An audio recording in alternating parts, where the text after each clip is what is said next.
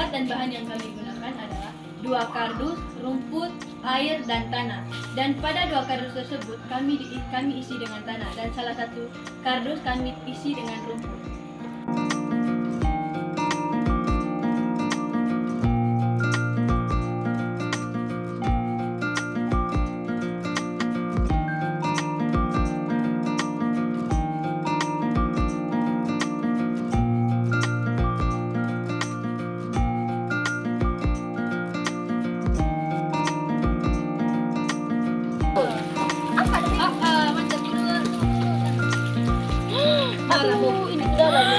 Itu kak, sama lagi.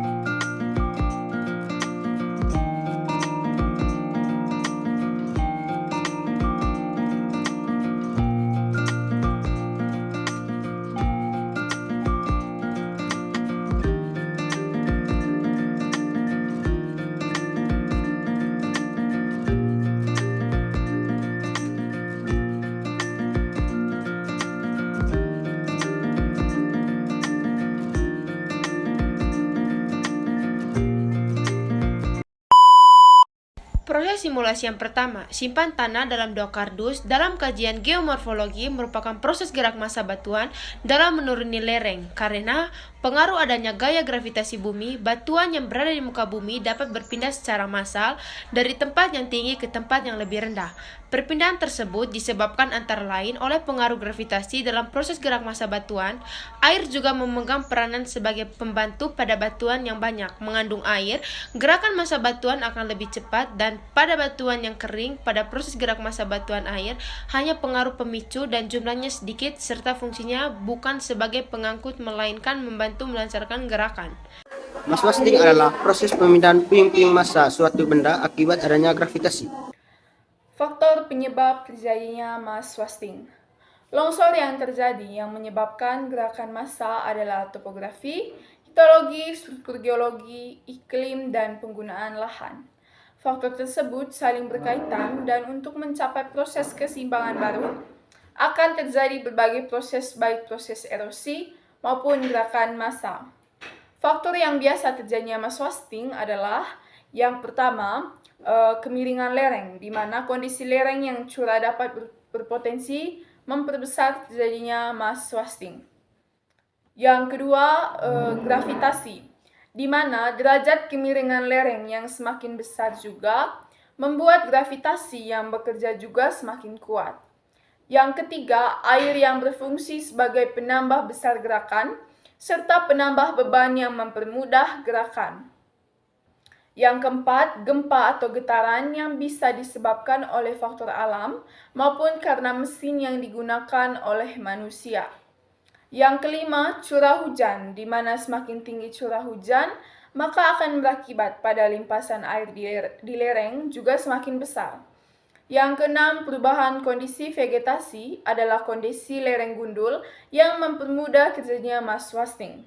Yang keenam atau yang terakhir, faktor penyebab yang satu ini sangat menimbulkan keprihatinan karena tidak sedikit manusia yang melakukan penggundulan hutan atau deforestasi dan penambangan. Akibatnya, tanah akan lebih rentan mengalami longsor akibat tidak adanya pohon yang akarnya menyerap dan menahan air. Secara umum, longsoran dibedakan menjadi 5 tipe, yaitu yang pertama jatuhan. Jatuhan adalah gerak bebas material yang berasal dari lereng curam seperti bukit. Yang kedua, robohan. Robohan adalah gerak rotasi ke depan dari massa batuan. Robohan merupakan gabungan dari jatuhan dan gelinciran, tetapi bergerak tanpa adanya tumpukan. Yang ketiga, longsoran gelinciran. Longsoran gelinciran merupakan bencana yang sering terjadi di Indonesia dan intensif terjadi pada musim penghujan. Longsoran gelinciran ini dikenali dengan adanya retakan di permukaan. Pergerakan ini dikenali dengan bentuk permukaan berupa lingkaran atau bentuk sendok. Proses gerak massa batuan dibedakan menjadi yang pertama, pemindaian lambat. Pemindaian lambat dibagi menjadi 2 macam, yaitu rayapan dan solifluksi. Yang pertama, rayapan.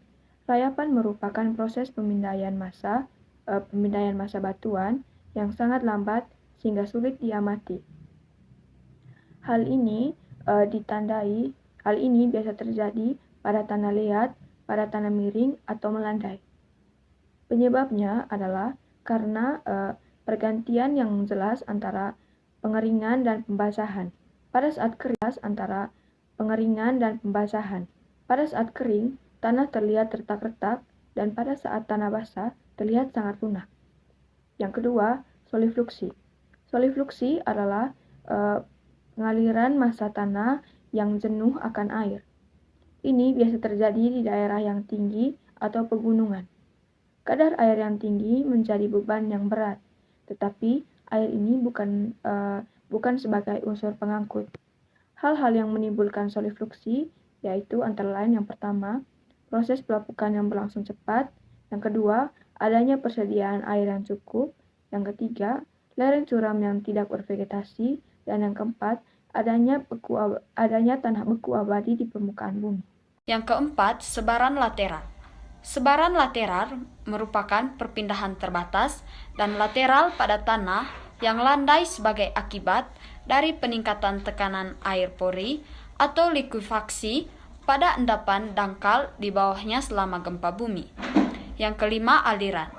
Aliran merupakan tanah longsor yang melibatkan pergerakan material menuruni lereng yang berbentuk fluida.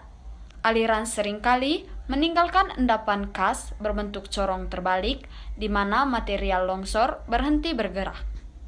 Dampak Mas Basting dibagi menjadi 2. Yang pertama dampak positif. Yang pertama daratan meluap. Material Mas Basting yang jatuh akan bikin daratan yang dijatuhi makin luas.